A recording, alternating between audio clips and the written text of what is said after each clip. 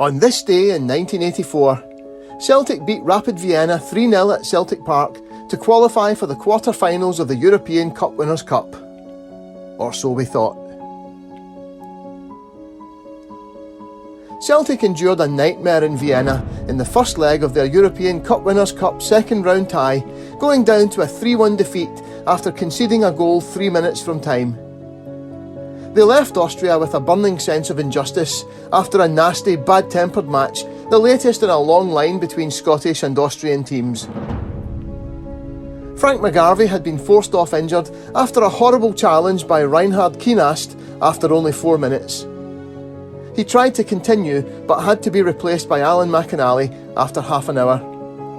Then McInally was sent off just after Rapid went 2-1 ahead for his first and what was an innocuous foul. It didn't help that the second half began with Kienast again going unpunished for another bad foul on McInally. Alan Davidson wrote in the Evening Times on the 25th of October 1984, "It was an astonishing and controversial match because apart from a competent and often dangerous Rapid side, Celtic had to take on a Bulgarian referee who seemed intent on helping the Austrians to qualify."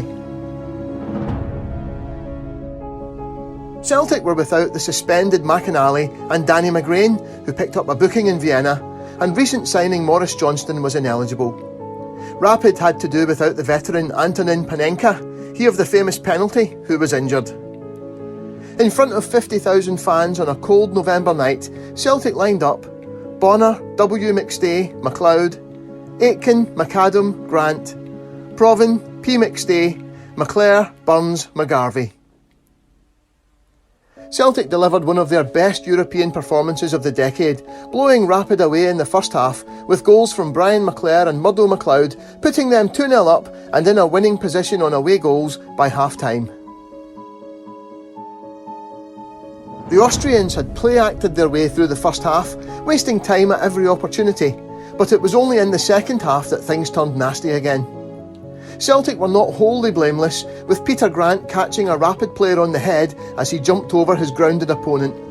But Tommy Burns' goal on 68 minutes was the real flashpoint.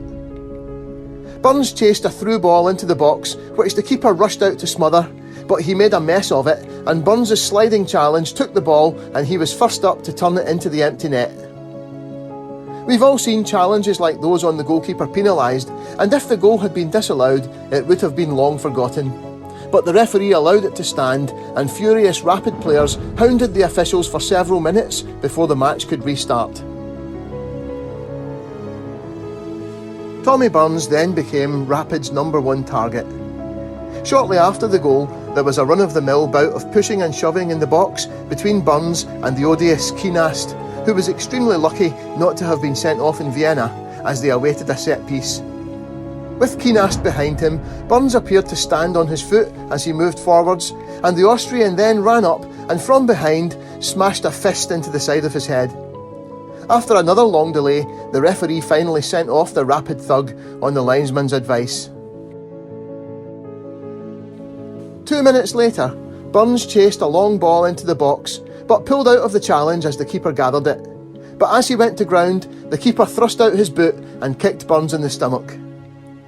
Unfortunately, the Swedish referee didn't award a penalty right away, consulting his linesman in front of the jungle again, surrounded by protesting Rapid players. And this was the signal for one or two idiots to throw bottles onto the pitch, none of which went anywhere near any of the players. Then one of Rapid's substitutes, Rudi Weinhofer, went down slowly, clutching his head. Rapid's captain, Hans Krankel, began motioning to his players to leave the field, and the UEFA observer came down to the trackside to try to calm the situation.